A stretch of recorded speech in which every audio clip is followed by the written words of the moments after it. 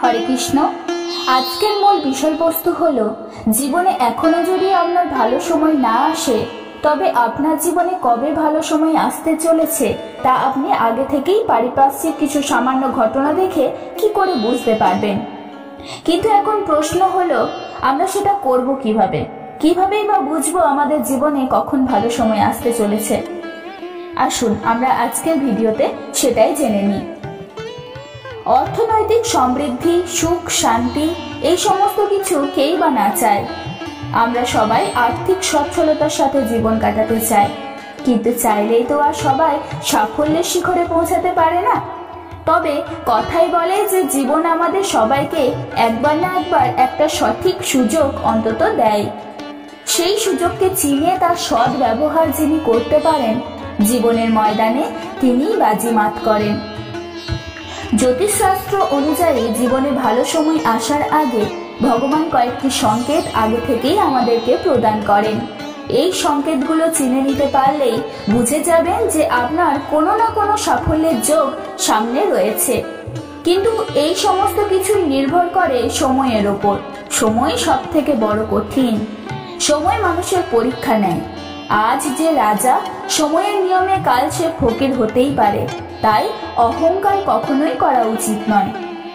ভগবান শ্রীকৃষ্ণ শ্রীমদ্ ভাগবত গীতায় সময় নিয়ে কতগুলো কথা বর্ণনা করেছেন। আসুন আমরা আজ ভগবান শ্রীকৃষ্ণের সময় এবং সংকেত নিয়ে কথাগুলি আলোচনা করে নিই। ভগবান শ্রীকৃষ্ণ বলেছেন, সময় ঠিক করে দেয় কোনো মানুষের জীবনে কখন সুখ আসবে আর কখন দুঃখ। জীবন কেমন কাটবে সেই সংকেতও মানুষ তার কার্য থেকেই বুঝতে পারে। এছাড়াও পশু পাখিদের থেকেও সেই সংকেত অনেক সময় পাওয়া যায়, কিন্তু অজ্ঞতার কারণে সেই সংকেতগুলো বোঝা আমাদের সবার পক্ষে সম্ভব হয়ে ওঠে না। যেমন ধরুন, ব্রহ্ম মুহূর্তে ঘুম ভেঙে যাওয়া। ব্রহ্ম মুহূর্ত বলতে বোঝানো হয় ভোর 3টে থেকে 5টা। ভোর 3টে থেকে 5টার মধ্যে যদি আপনার ঘুম প্রায় সময়ই ভেঙে যায়, তবে বুঝতে হবে যে আপনার জীবনে বড়সড় কোনো পরিবর্তন আসতে চলেছে। এর ফলে বুঝতে পারবেন যে আপনার জীবন সঠিক পথে এগোচ্ছে। শীঘ্রই ভালো কিছু হতে পারে আপনার সঙ্গে।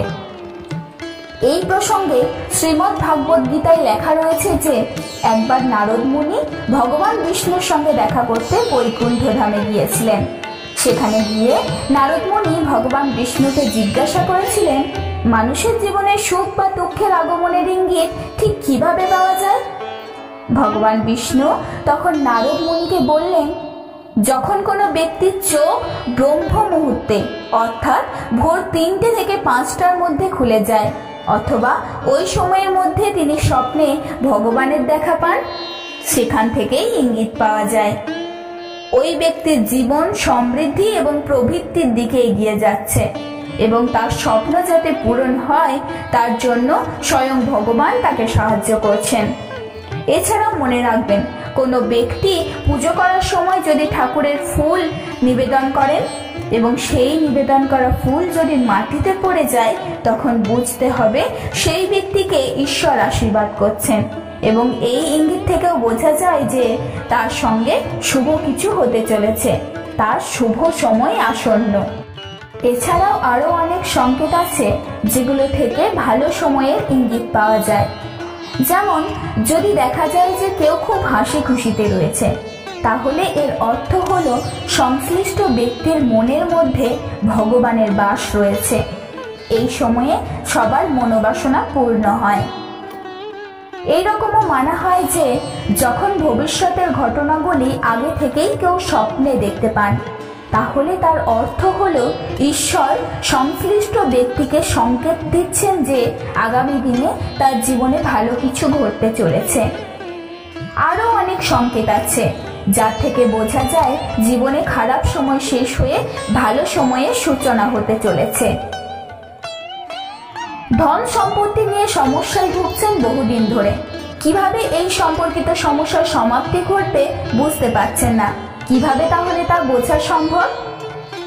যদি কোনোদিন সকাল সকাল কোনো ব্যক্তি বা কোনো আত্মীয় স্বজন সংশ্লিষ্ট ব্যক্তির বাড়িতে এসে হঠাৎ করে পয়সা দিয়ে যান, তাহলে ধরে নিতে হবে সেই ব্যক্তির গৃহে মা লক্ষ্মীর আগমন হতে চলেছে এবং তখনই বোঝা যাবে যে ধন সম্পত্তি নিয়ে যা কিছু সমস্যা রয়েছে তা দূর হয়ে যাবে।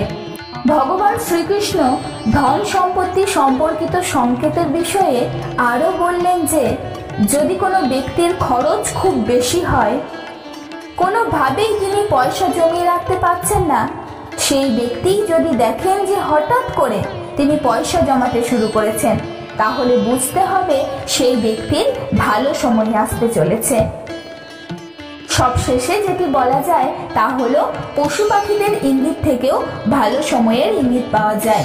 যেমন কোনো বাঁদর যদি কারোর বাড়ির ছাদের ওপর আমের বীজ ফেলে দিয়ে যায়, অথবা কোনো বিড়াল যদি সদ্য বাড়িতে বাচ্চার জন্ম দেয়, তাহলে ধরে নিতে হবে ভগবান কোনো না কোনো সংকেত দিচ্ছেন, আগামী দিনে কোনো ভালো সময় আসতে চলেছে। এই সংকেতগুলো যদি কেউ পান তাহলে বুঝতে হবে তার খারাপ সময় কেটে গিয়ে ভালো সময় আসতে চলেছে।